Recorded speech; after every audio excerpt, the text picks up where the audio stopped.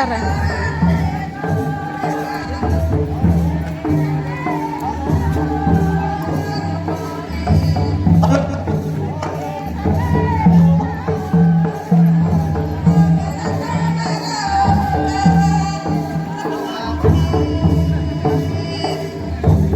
Hello,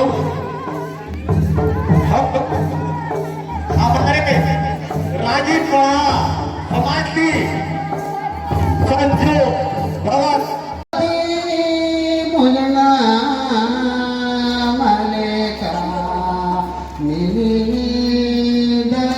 मेरा दैव गयो निदर मेरा।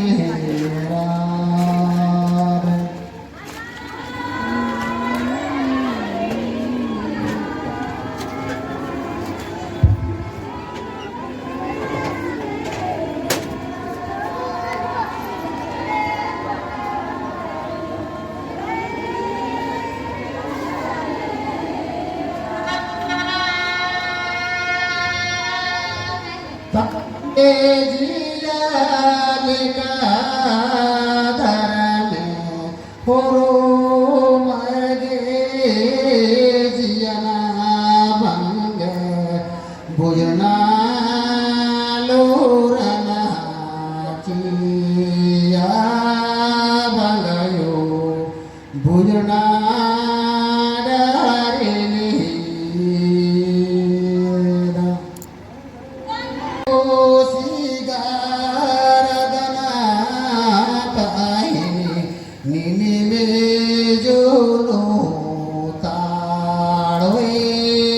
पुस्तकों में पढ़े थे।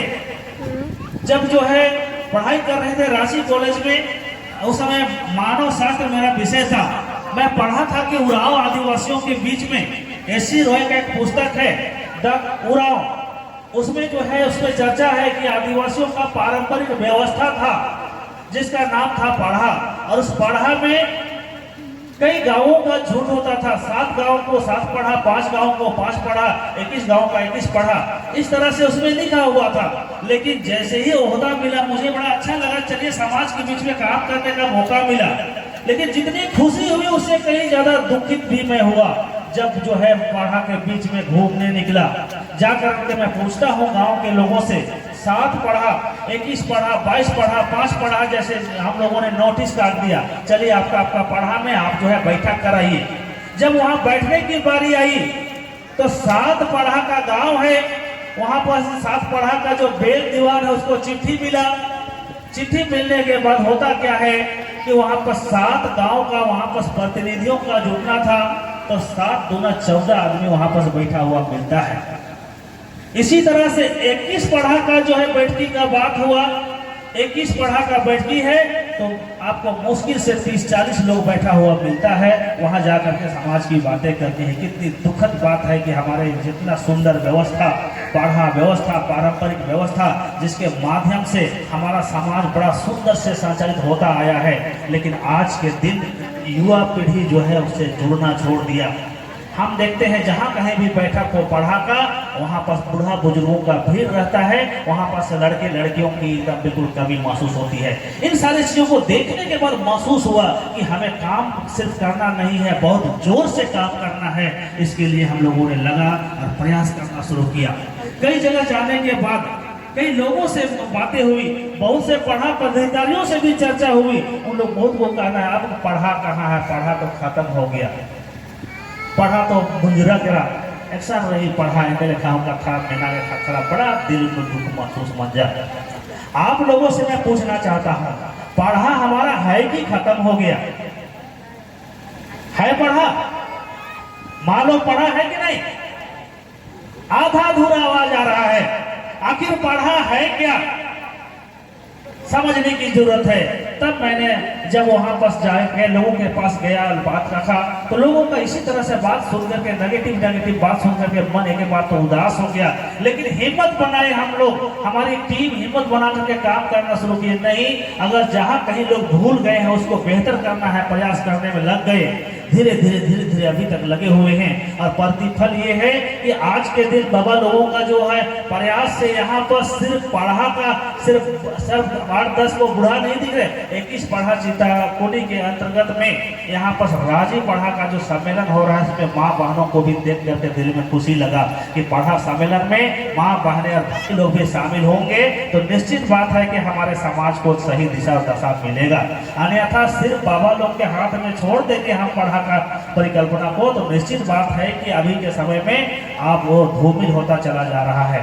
तो मैं आप लोगों से बताना चाहता हूँ, आप लोगों को कहना चाहता हूँ, पढ़ा कोई चिड़िया नहीं है, पढ़ा कोई जानवर नहीं है, पढ़ा कोई पेड़ नहीं है, पढ़ा हमारा संस्कार है।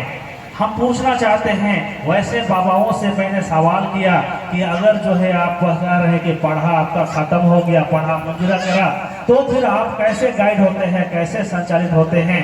तो अभी हमारे बीच में बाबा चमरा उराव जी आ रहे हैं। मैं माइक पकड़ा हूँ, इसलिए मैं उनका स्वागत करते हुए, अभिनंदन करते हुए उनके लिए जोरदार तालियों से स्वागत करेंगे। उस फिर मैं बातों को आगे लेकर के आऊँगा।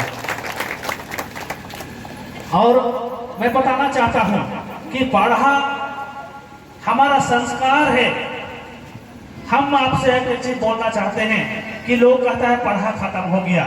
मैं आपको एक चेकित करना चाहता हूं कि अगर जो है व्यंजनानंदा में शादी करते हैं तो वहाँ जो रीति विधि नियम कानून करते हैं, ढेला पूजा करते हैं, बारात जाते हैं, शराब जाते हैं, तो इसको कौन तय करता है? कौन तय करता है कि ये होना चाहिए? कौन कहता है कि सराते जाना चाहिए, बराते जाना चाहिए? कौन कहता है कि ढेला पूजा करना चाहिए? कौन कहता है कि ऐसा शादी होना चाहिए? किसका नियम बनाया हुआ है? किसका बनाया हुआ नियम है? पढ़ा का है कि नहीं? जब आप शादी कर रहे हैं, पढ़ा का नियम से चल रहे हैं, पढ़ा जैसे जैसे कहा उसी के हिसाब से बारात और शराब जा रहे हैं, पढ़ा जैसे कहा वैसे सड़की निकाल रहे हैं, और आप ही कहते हैं कि पढ़ा खत्म हो गया, है कि नहीं? और